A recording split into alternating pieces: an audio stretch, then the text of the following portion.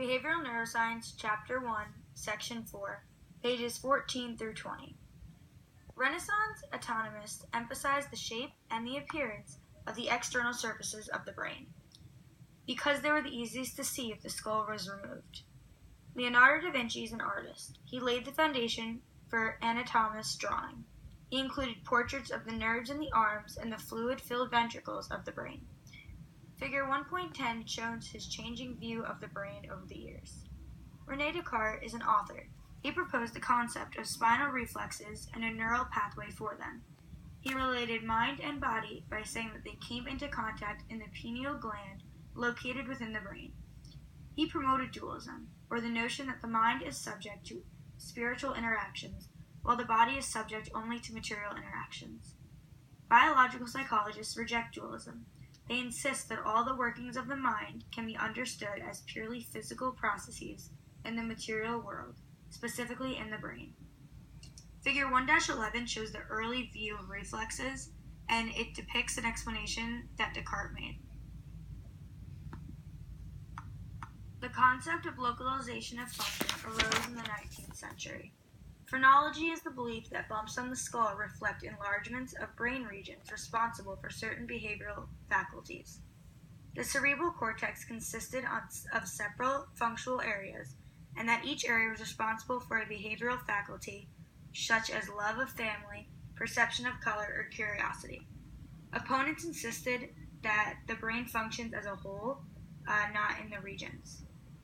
Figure 1.12 shows the old way and the new way that phrenologists look at regions of the brain.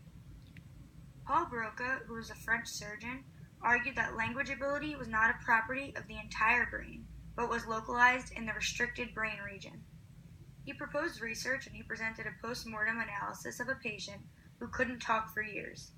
Only a portion of the patient's brain appeared to be damaged, the small region within the frontal portion of the brain, which is now known as Broca's area.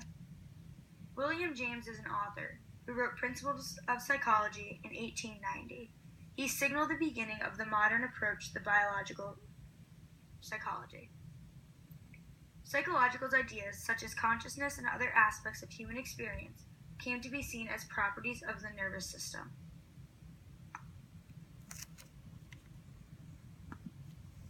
Modern biological psychology arose in the 20th century.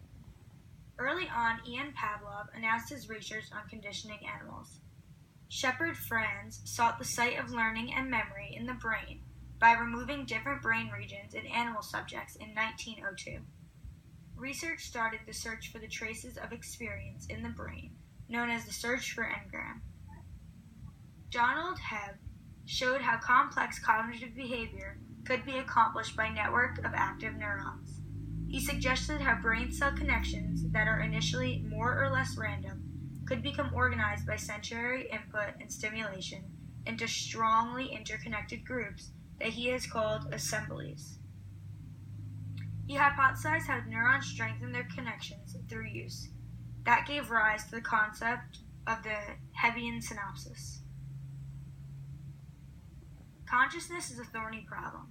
Consciousness is the state of awareness of one's own existence and experience. Adam Zeman wrote the Review of the Theories of Consciousness. He agrees that almost all scientists agree on some aspects of consciousness, which are as follows. Consciousness matters because it permits us to do certain important things. It is bound up somehow with the activity of the brain. We are not aware of all of our brain's activities. Some are unconscious. The deepest parts of the brain are important for arousal, and the topmost parts of the brain are responsible for whatever we experience from moment to moment.